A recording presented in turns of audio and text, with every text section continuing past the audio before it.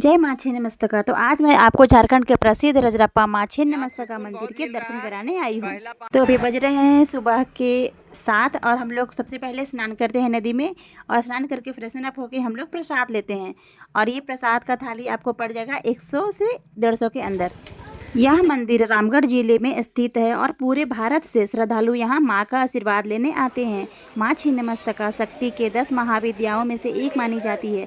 यह मंदिर अपनी अनोखी धार्मिक मान्यता और प्राकृतिक सुंदरता के लिए भी प्रसिद्ध है। यहाँ भैरवी नदी और दामोदर नदी का अनोखा संगम है, जो इस स्थान को और भी पवित्र बनाता है।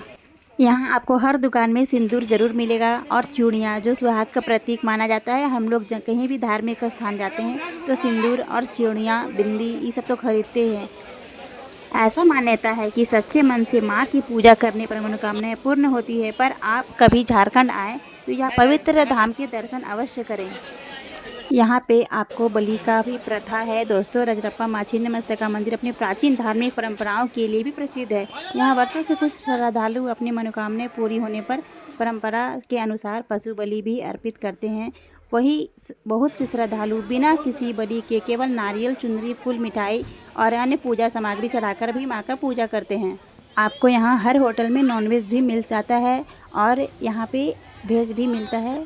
और जो श्रद्धालु नॉनवेज नहीं खाते उनके लिए थोड़ा सा अनकंफर्टेबल हो जाता है। जैसे हम लोग नहीं खा रहे थे तो बहुत सारा होटल ऐसा था जहाँ मिल रहा था और बहुत सारा नहीं भी था।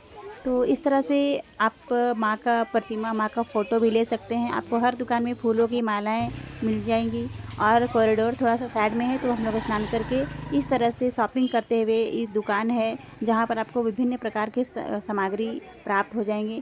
यहाँ से पूजा का सामग्री लेकर हम लोग करीबन 1 किलोमीटर घूमते हुए कॉरिडोर तक पहुँचते हैं।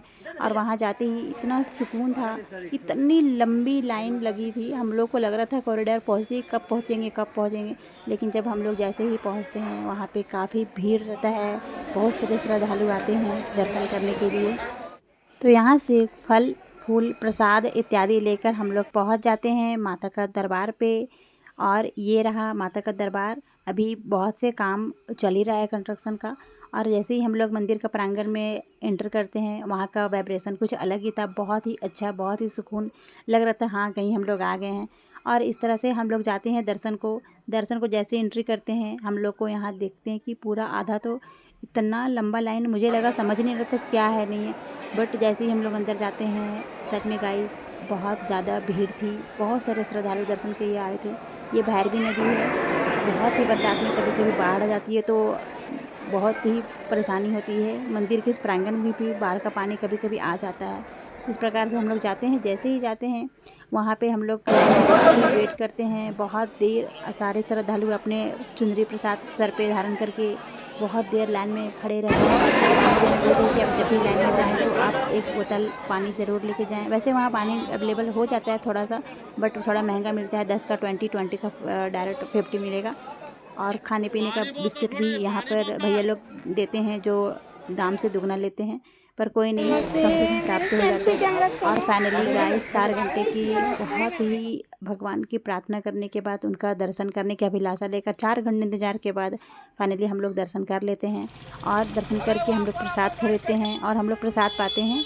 और प्रसाद पाने के बाद हम लोग अपने घर को निकल पड़ते हैं। बहुत सारी मेमोरीज कैद करके ले जाते हैं। अपनी श्रद्धा और पूजा की विधि होती है। यहाँ का मुख्य उद्देश्य माँ का आशीर्वाद प्राप्त करना।